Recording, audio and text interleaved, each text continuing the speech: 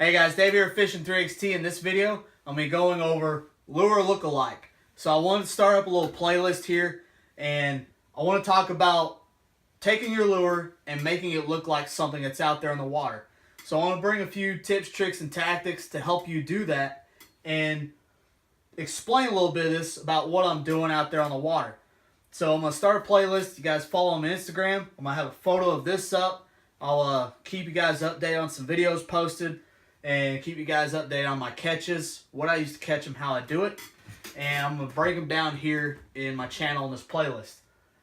So what I'm doing in this video, I'm mostly targeting skipjack by mimicking dying off threadfin gizzards, other types of shiners, and other little things that might be getting washed down through the dam as they get pushed out, making electricity down there. So I broke it down into two groups: white, silver, yellow, bronze, gold, copper. So some of these are going to cross over. Like you'll have some of these guys, these fat heads will be a little bit yellow. You know, some of these guys will have the bronze, copper, gold colors to them. These guys got yellow, purple colors like that, blues and greens. But no fish is solid white really too much. You know, very rare to have albino stuff like that. These guys are all these copper, bronze, yellow, golds, whites, things. And you're going to find these fish in a little bit smaller bodies of water. They're not going to school up as large as these fish over here. So like a lot of people know that herring and shad, smelt is another one. So I should add smelt. They school up in giant schools. And they're going to be all in the open bodies of water out there in the lakes and rivers, where these are going to school up, but the schools are not going to be in the thousands and millions like these will be. So that's kind of a little bit of rundown there. This is the beginning of my playlist. And what I'm doing in this video, I'm catching skipjack to fill the freezer up for some catfish bait. Another catch out there was a white bass, which is a ton of fun, but I was targeting these guys by mostly I was mimicking these, the threadfin. The threadfin was out there in the water dominantly getting washed down. And the way I was mimicking those, white curly tails. So I was throwing a white curly tail with the fancy yellow swim jig head. And I'll have a photo of these up at the end. I'll post a photo on Instagram to look at. And then the round jig head. Probably everybody has a round jig head in their tackle box. If you don't, you should probably go get a few. And I'm about to tell you why. So, awesome, fancy, super awesome hook. Catches fish. It works. The hook is great. It's sharp. Hook is great. It's sharp. Which one do you think was catching fish? Well, they both were. But the one that was catching more fish was the round one. The round jig head, and I'll tell you the reason why.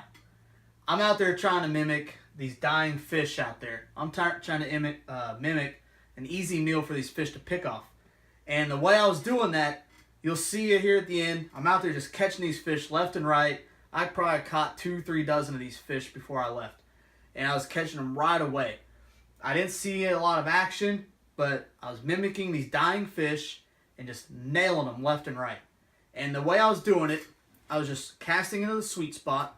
The sweet spot, if you don't know, is going to be the fast current is up here. There's a little eddy right here. And I was casting into the fast current and letting it drift into the slow current and then just reeling it in that eddy. Big fish are lazy. They want an easy meal. They want the food to come to them like a buffet line. So, well, you go to the buffet, but there's a ton of food. And that fast-moving water, that's their buffet line. So they're just sitting there. They're just waiting for this food to come right down. And they're just like, I'll take that one, boom, they eat it. I'll take that one, boom, I'll eat it. And when I was reeling it in, I started working the rod, giving it some jerking action, getting that, reeling the slack, give a little pop. And when I popped it, the round jig head gave me an awesome zigzag action. I got about a foot of zigzag on this thing. So it go about 8 to 10 inches this way, 8 to 10 inches that way. So I was getting at least a good foot of action. The super fancy swim bait, a lot tighter zigzag. It wasn't as sporadic as much. It was a little more controlled, it was a little more precise, which is great. Still caught a ton of fish, but it just wasn't as effective as the sporadic action I was looking for and what the fish were looking for. That's what they were biting. So this still got the sporadic action, and another way I achieved the sporadic action is you're reeling it.